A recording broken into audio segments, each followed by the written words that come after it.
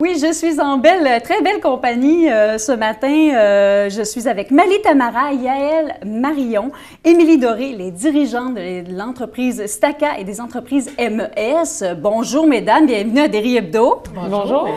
Vous êtes là pour me parler d'un sujet qui vous touche, une cause qui vous touche à cœur, le camp. Alors, vous allez participer à ce grand événement-là et bien avant... J'aimerais juste avec toi de pouvoir parler, qu'est-ce que c'est que l'entreprise Staka et l'entreprise MES? Staka MES, c'est une entreprise familiale qui a été fondée début des années 90.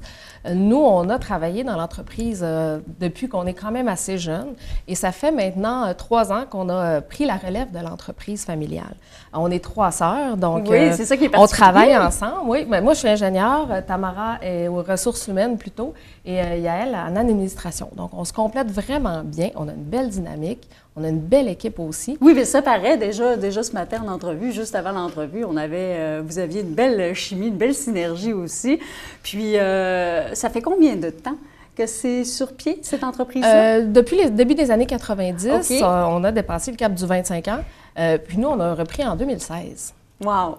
Donc là, vous vous êtes dit, ensemble, vous vous êtes dit, on va participer à l'ECAN, mais à votre façon, de quelle façon vous allez participer? Parce que je trouvais ça particulier.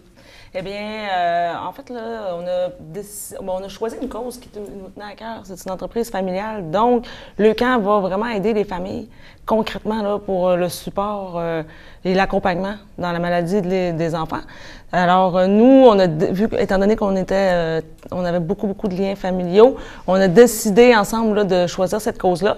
Et puis, on assume la présidence d'honneur pour le défi spécifiquement Tête rasée l'ECAN qui va avoir lieu le 26 mai prochain.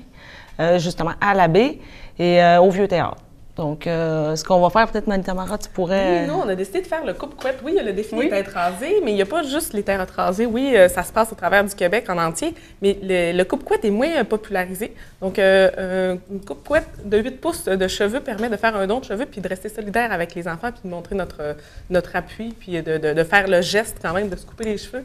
Donc, à 3, le coupe-couette, je pense que d'être solidaire exactement avec les enfants. Puis le coupe-couette à 3, quand même, on ne se fait pas raser, mais on pose un geste. Puis on essaie de faire aussi de le populariser puisque personne ne le connaît aussi, vraiment, ce coupe-couette-là. OK. Oui, puis on tente de recruter les têtes. Pour autant coupe-couette que le défi des têtes rasées. Donc, pour que les gens embarquent avec nous au défi des têtes rasées. Le défi des têtes rasées, c'est le 26 mai, mais c'est pas uniquement le 26 mai, ça se fait au travers du Québec à différentes... c'est un défi personnalisé qu'une personne peut faire n'importe quand dans l'année, que le camp participe aussi, puis il y a le défi qui se passe provincial là, au Québec le 26 mai. OK. Et là, mesdames, vos projets d'entreprise, comment ça se passe? Juste pour nous donner un petit aperçu de qu'est-ce que vous faites au sein même de vos entreprises.